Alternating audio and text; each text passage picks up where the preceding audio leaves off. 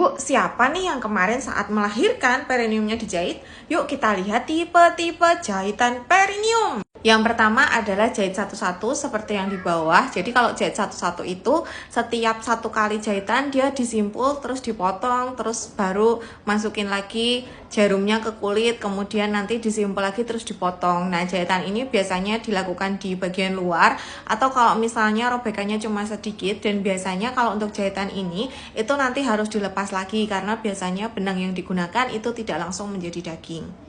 Yang selanjutnya ada jahit jelujur seperti yang di bawah ini. Jahit jelujur ini biasanya yang lazim digunakan untuk menjahit perineum, karena jahit jelujur ini dia itu bisa dipakai dari dalam, kalau misalnya robekannya di dalam sampai keluar gitu.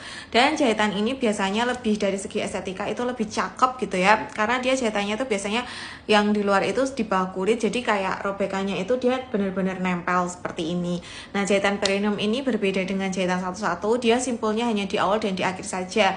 Makanya biasanya ketika bidan atau dokter ditanya jahit berapa bu gitu, sekarang udah nggak bisa jawab karena memang dia tidak dihitung, simpulnya hanya di awal dan di akhir saja. Yang selanjutnya ada jahitan subkutan atau bawah kulit. Ini dari bentuknya agak mirip dengan jahitan jelujur tetapi sebenarnya berbeda, karena jahitan subkutan ini biasanya jahitan bawah kulit, kemudian biasanya dia jarak atau jedanya antara tusukan satu dan tusukan keduanya itu jaraknya sama, jadi dia lebih rapi gitu loh. Kalau jelujur itu dia biasanya tidak harus sama.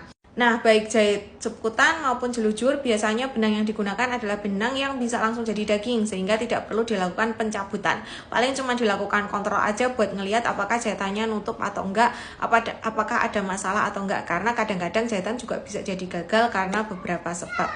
Nah, itu tadi beberapa tipe jahitan yang biasanya digunakan untuk menjahit perineum. Yang manakah tipe jahitanmu? Apakah kamu tahu? Boleh silakan tinggalkan cerita di kolom komentar ya. See you!